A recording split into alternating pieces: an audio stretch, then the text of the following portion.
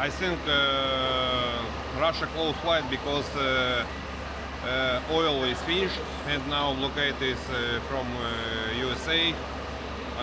Canada is also closed the door and so on. But I don't know, maybe many years ago we come back to Cuba again. Cuba's beaches are still bathed in Caribbean sunshine. But behind the postcard views of Veradero, a deepening crisis is forcing tourists onto emergency flights home. Russian holidaymakers who arrived seeking warmth and escape are now cutting their vacations short. Two major Russian airlines have halted flights to the island, citing severe aviation fuel shortages.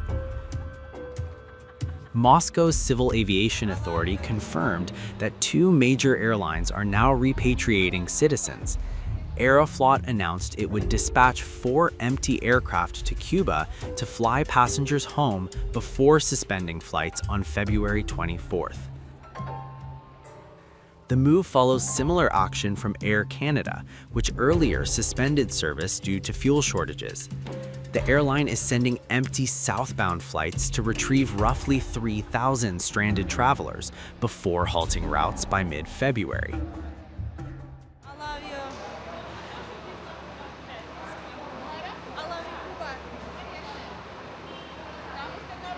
But we had enough time to relax here and we enjoyed our stay.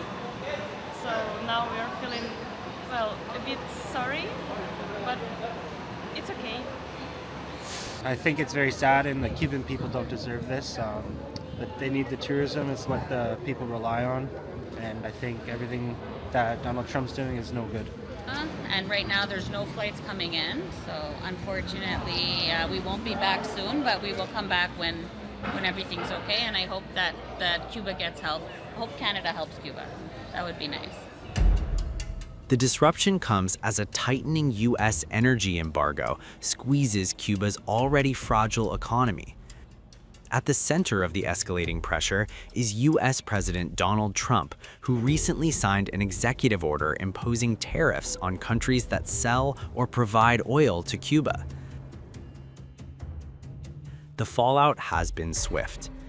Cuban aviation authorities have warned airlines there is not enough available fuel for aircraft to refuel on the island. Strict rationing measures are now in force, affecting transportation, hospitals, schools, tourism, and even food production. To visit, yes, they are battery operated because there is nothing else around here. It's how we manage things here. And so, little by little, we keep pushing forward. There's just no other option. But if I get there, I'll work. And if I work and another problem comes, I'm gone. And if not, I'll have to get to work. And if I have no money, I'll stay home. That's it. There's nothing else. I won't give up. I won't give up. Cuban President Miguel Díaz-Canel has branded the measures an energy blockade. He says the restrictions are cutting Cuba off from critical fuel resources and deepening hardship across the country. She's a friend, Maria. One particular plan we saw in the Council of Ministers was the government directive to tackle a severe fuel shortage. That theory of economic strangulation is present, that complex economic strangulation objective. We have always had to function amidst adversities, impositions, and pressures that are not imposed on anyone else in the world, and certainly not in such a very, very prolonged manner. Cuba is willing to engage in a dialogue with the United States, a dialogue on any of the topics that one wishes to discuss or debate. Under what conditions? Without pressure. Under pressure, it is not possible to engage in dialogue without preconditions, in a position of equality, in a position of profound respect for our sovereignty, for our independence, and for our self-determination. How are we going to keep the children's classes without fuel? How will our vital system function without fuel? How will we distribute our food? How will we plant? How will we till? How will we prepare the land? How we go about collecting all the products? How we go about transporting ourselves around?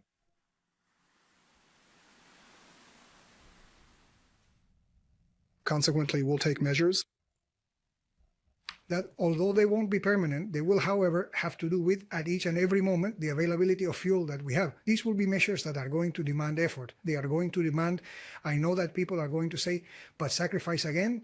Well, if we don't sacrifice ourselves and if we don't resist, what are we going to do? Are we just going to surrender?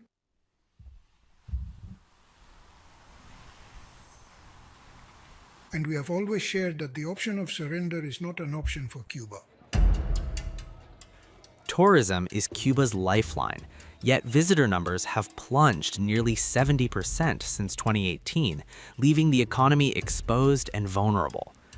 Russian and Canadian tourists represent a crucial share of that revenue.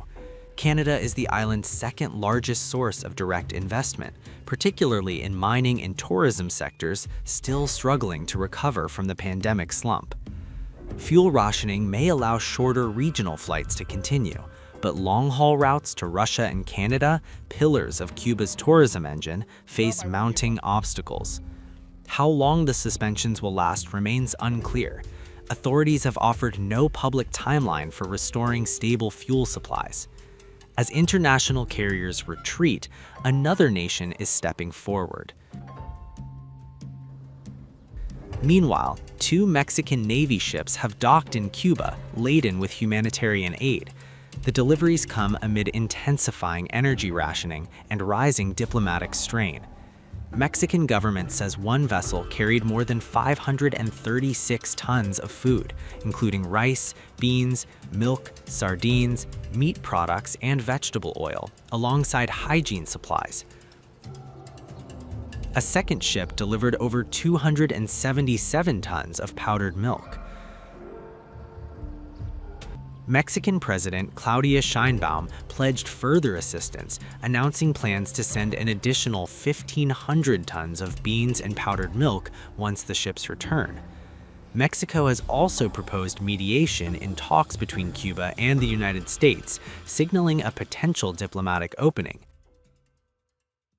We have stated that Mexico is doing everything on its part to be able to generate a dialogue that allows within the framework of the sovereignty of Cuba. Because this is extremely important, because it is furthermore our fundamental principle, the self-determination of all people, to generate the necessary conditions for a truly peaceful dialogue. And also that Cuba, without any other nation imposing sanctions, can receive oil and its essential derivatives for its daily functioning and its everyday operations. We are sending different kinds of aid, different kinds of support. The ships are arriving today. As soon as they return, we're going to send more support of various kinds, and we are insisting that Mexico can act as the state, the nation that opens its doors for this dialogue to unfold. Evidently, it depends on the parties reaching an agreement. For now, however, the island's immediate challenge is fuel. Without reliable energy supplies, airports falter, supply chains strain, and the tourism sector, once a symbol of resilience, faces renewed collapse.